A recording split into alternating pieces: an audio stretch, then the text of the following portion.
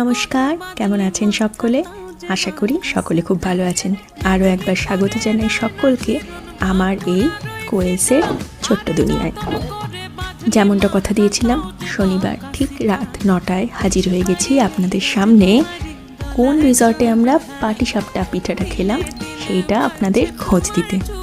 এটা একটা mini blog বলবো নাকি ট্রাভেলগ, ছোট্টখাটো ঘোরা বলতে পারেন।